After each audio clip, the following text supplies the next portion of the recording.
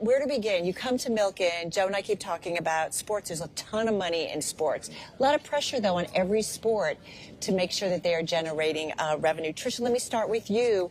Tell us what you guys are doing, how easy it is, how hard. You're all competing with for dollars, I should say. Absolutely. Yeah, we have two main avenues of revenue at US Ski and Snowboard, and that is primarily private giving as well as corporate partnership. And both are really equally supporting these athletes. Everything we raise through those two avenues support their training, their traveling, their coaching, everything they need to get to the level that Breezy did in Italy. Well, it's incredible to have you here and wonderful to meet you. You're a hero for a lot of folks who watched you in action, and I'm wondering what kind of a reception you're getting here today, because you're a draw and you're an ambassador for this message, right? What kind of reaction are you hearing from those who are holding the dollars at Milken? Yeah, I mean, it's really such an honor to be here. I think, I would say I'm not one of the most well-known athletes right now, but, once the gold starts shining around, then people are definitely excited. Breezy Johnson. Right. Well, but that starts a conversation in itself, doesn't it?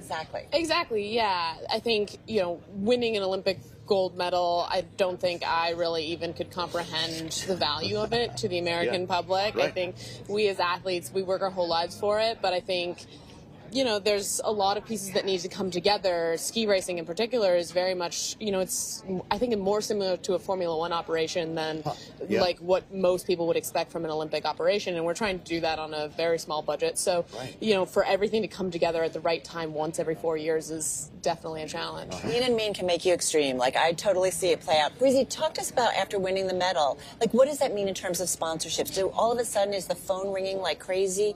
Give us an idea of how that changes things.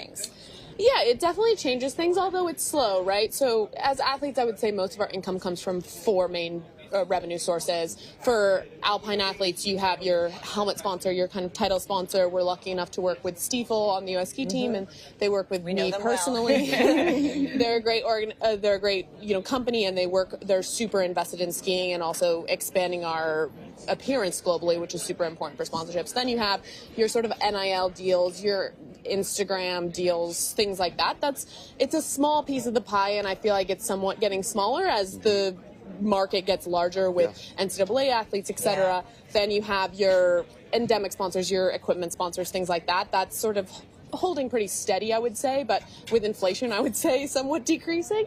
And then you have your appearance fees, your, conferences that you speak at, your, keynote speeches that you do. So that obviously has grown a lot. Some of the deals, that I've had are definitely growing. And then, obviously you make more from your endemic sponsors through, bonuses and things like that around the Olympics. But, I would say, it's an ever-changing landscape for sure. And especially with, NCAA and those pieces, it's definitely evolving. So Trisha, how do you grow a sport that for many people is not accessible and is known, at least, for having a high barrier of entry? How do you make this accessible to more Americans? Yeah, I think doing a good job on the corporate sponsorship side and having those corporate partners help us raise awareness for the athletes, because we are such a small sport. So we work with big brands like Stiefel that Breezy mentioned, but also Visa, Toyota, J. Crew, all exposing us to audiences that aren't endemic necessarily to the sport. So that would be a key part of that. I feel like the last couple of years, hallelujah, women in sports are getting some recognition. They're getting the broadcast audience. I do feel like there is a shift going on in a big way. Investors want to invest not just in men's teams, they want to invest in women's teams. Tell me about, let me start with you, what you are seeing specifically. Yeah, I mean, our women are killing it right now. Breezy, Lindsay, in case anybody Michaela. forgot, women are better. But go ahead. We First have to say it. the strongest I know. women's moguls team in Yeah. the world, and so because there's so much hype around women's sports, it is attracting corporate partners to the team, and so it's definitely helping us grow that area of our support to a much bigger size than it has been traditionally. I want to ask you. I just want to ask Breezy the same question. Like, how? Because you started doing this when you were how old, and what you've seen your trajectory of how kind of the acceptance of women in sports, the success of women in sports. Yeah. I mean, I would say that in many ways, I think social media has changed the landscape because in the ability for everybody to tell their story, I think people have realized that women have just as compelling of stories as men do. And I think that has, exploded online, the ability for women to market themselves. I mean, I think in terms of marketing, you often are talking about a form of investment, right? And I think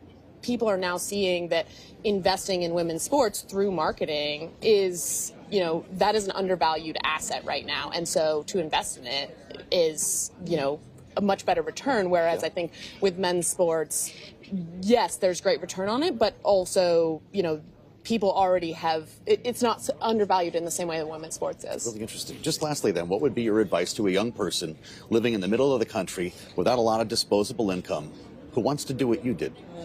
Great question. I mean, I think to me, sports, is such a broad category. And I personally, I love skiing, and I think that for one, you see stories of skiers from places like Buck Hills, small ski hills. Yeah. And I think we're working through, organizations like Share Winter and things like that to try to expand the sport to a broader socioeconomic background. Yep. And then as far as sports in general, I do think that there is a sport for everyone. I think that, yes, there are different kind of genetic advantages to different sports, but I think that everybody sort of has something for one of them, whether it's, the eyesight you need for skiing or the fast twitch muscles for sprinting. And so I think just trying a lot of different sports is what I would recommend to a lot of people. Fascinating. Well, you've inspired so many Americans, and we thank you for being here.